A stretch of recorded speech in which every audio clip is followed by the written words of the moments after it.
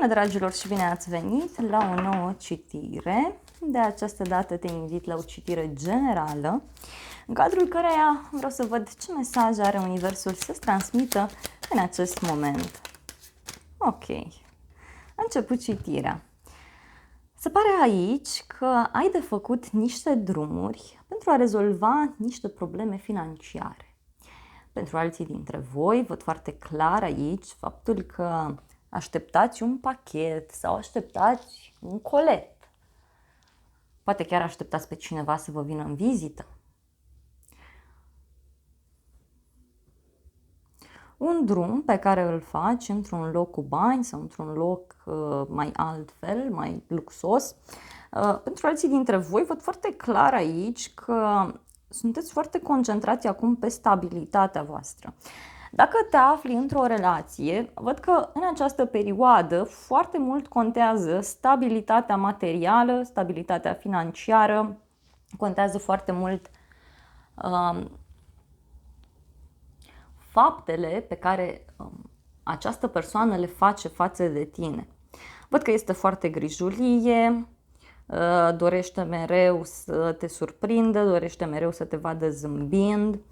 Dacă ești o persoană singură, văd că în momentul de față te concentrezi foarte mult pe propria persoană, vrei să te aranjezi, vrei să te simți bine. Iar unii dintre voi văd că așteptați aici o recompensă, aștepți ceva important. Văd o persoană ușor supărată, cineva care nu vrea să se detașeze de trecut, cineva care nu vrea să închidă un anumit lucru, o anumită situație. O veste de final pe care urmează să o primești din partea unei persoane foarte importante din viața ta. Atenție la o femeie, da? Pentru că este cineva căreia nu îi convine ceva anume, o schimbare pe care tu vrei să o faci.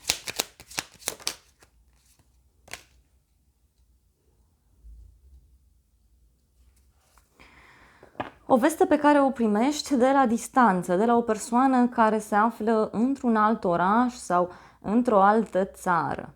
Mai văd o persoană care este foarte interesată de tot ceea ce tu discuți, o persoană care vrea să știe în permanență ce vorbești, cu cine vorbești, ce faci.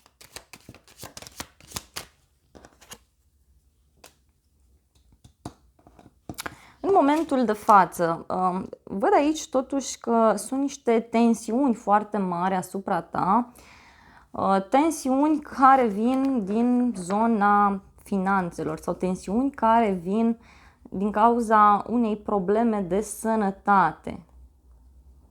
Văd o persoană aici frustrată sau o persoană geloasă puțin pe ceva anume sau poate chiar pe tine.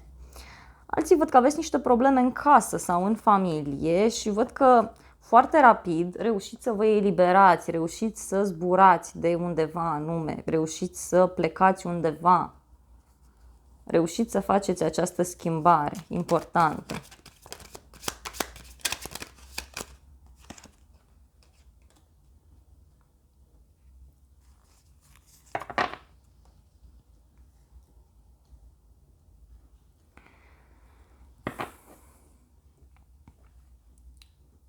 Văd niște cuvinte de dragoste, niște cuvinte frumoase pe care ți le spune un bărbat singur sau un bărbat mai în vârstă.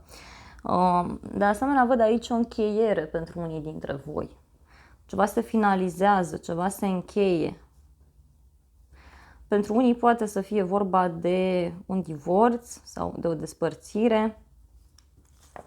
În alte cazuri văd aici un contract pe care urmează să-l semnezi și niște bani care urmează să îți intre.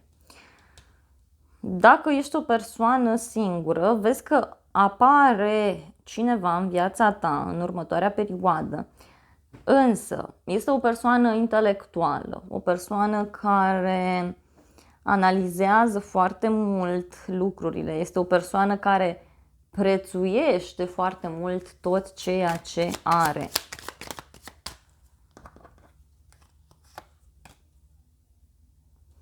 tu aici urmează să faci un drum, o schimbare, o mutare foarte importantă pentru tine.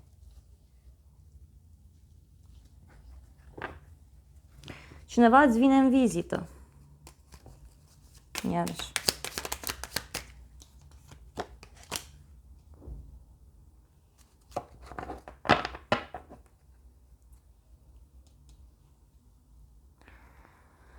Văd o persoană aici ușor invidioasă în legătură cu o moștenire sau în legătură cu ceva ce ți se cuvine. Un bărbat te ajută aici să rezolvi ceva legat de niște acte, hârtii, documente. Ceva legat de o instituție publică pentru unii dintre voi. Și uite, e clar, văd aici o întâlnire, văd aici o logodnă poate sau o căsătorie pentru alții dintre voi.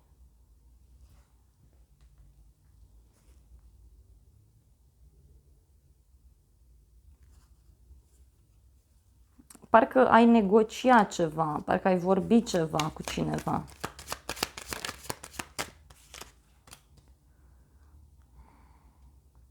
O persoană care se gândește la tine în continuu și ar vrea să-ți trimită un mesaj, ar vrea să-ți vorbească, să-ți fie alături. De asemenea, văd aici o persoană care se gândește foarte mult la vorbele tale. Tu i-ai spus ceva acestui bărbat sau acestei persoane și este foarte gânditor, foarte gânditoare. Îi zboară mintea la tine. De asemenea, această persoană văd că vrea neapărat să-și rezolve niște probleme care țin de bani sau care țin de muncă.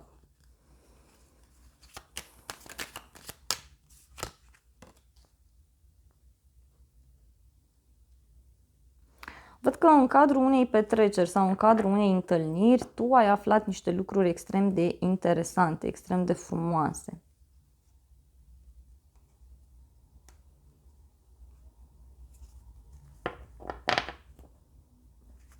Hai să vedem mai departe.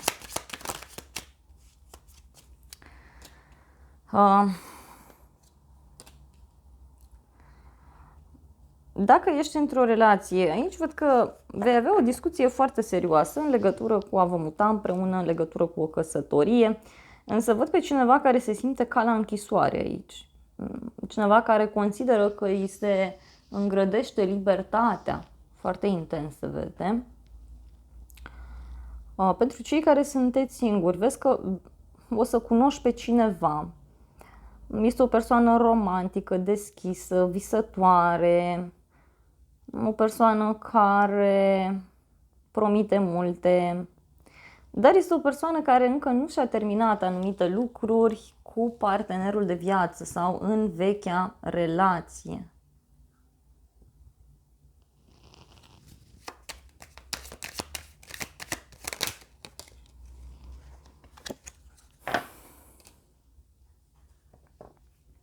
Aici e clar că tu primești o veste de disperare, de supărare a unei femei, a unei persoane. Și văd aici că ar fi bine să fii atent sau atentă la un dușman. Este o persoană care se uită la tine din umbră, cineva care vrea să comunice cu tine și nu are cum.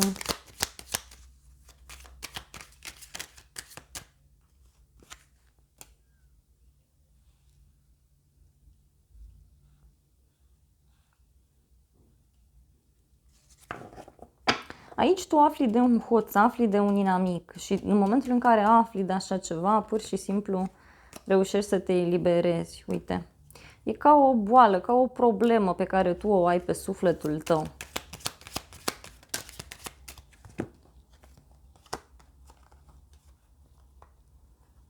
Poate să fie o traumă pe care tu reușești să ți-o vindeci.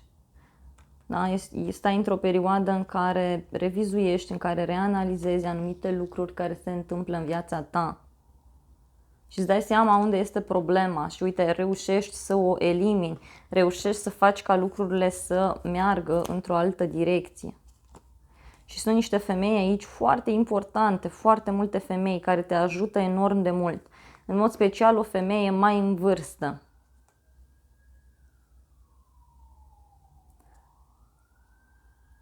O prietenă te ajută, o persoană de la distanță, o persoană foarte dezvoltă, Foarte interesant. Haideți să vedem și zodiile implicate. Și avem zodia Taur, Capricorn, Gemeni, Fecioară, Pești, Leu, Vărsător, Săgetător,